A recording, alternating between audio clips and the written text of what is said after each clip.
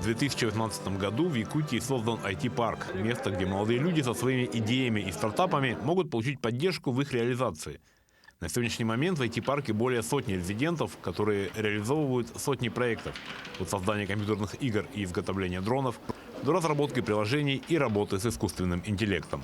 У нас такая сложилась инновационная экосистема, которая позволяет человеку со школьной скамьи довести его до какой-то компании или стартапа. Возможно, ребенок заинтересуется, и у нас настолько прогрессивная система ввода ребенка в образовательную систему именно по части IT, что сопровождение его кажется таким легким, непринужденным, и поэтому у нас так много детей, которые хотят и стремятся попасть в IT. Инновации сейчас присутствуют практически в каждом сегменте экономики и, конечно же, в медицине.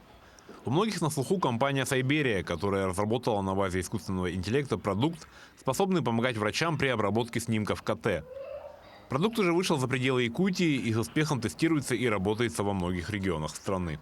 Инновации что это такое? Это внедрение в отрасль экономики чего-то нового, которое позволяет что-то менять, что-то оптимизировать, что-то позволяет удешевить в первую очередь.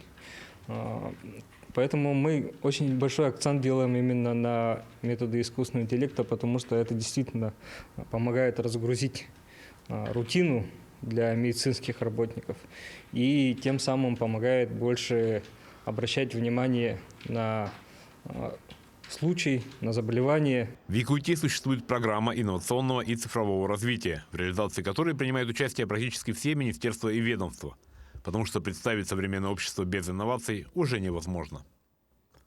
Александр Хавренко, Павел Пахомов, Якутск.